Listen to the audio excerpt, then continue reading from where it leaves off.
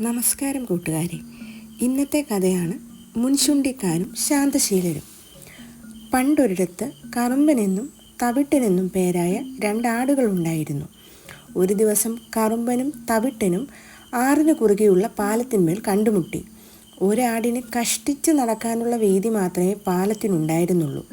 നേർക്കുനേർ വന്ന ആടുകൾ രോഷത്തോടെ പരസ്പരം നോക്കി നിന്നു.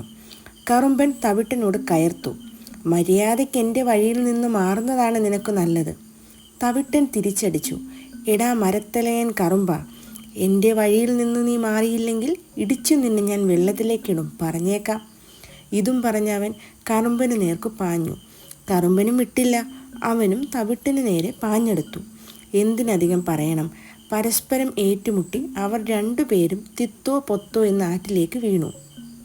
കുത്തൊഴുകിൽപ്പെട്ട ആടുകൾക്ക് രക്ഷപ്പെടാനായില്ല. അവർ രണ്ടുപേരും ആറ്റിൽ മുങ്ങി ചത്തുപോയി. ദിവസങ്ങൾക്ക് ശേഷം മറ്റു രണ്ടാടുകൾ ഇതേപോലെ പാലത്തിന്മേൽ കണ്ടുമുട്ടി.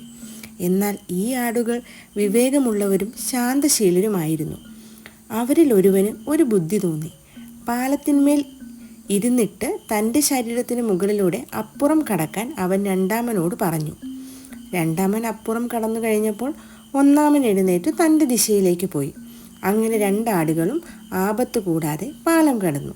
ഇതിൻ്റെ സാരാംശം എന്തെന്നാൽ, പരോപകാരമേ പുണ്യം, പാപമേ പരപീഡനം. കഥ ഇഷ്ടമായോ കൂട്ടുകാരെ? Have A nice day. Thank you.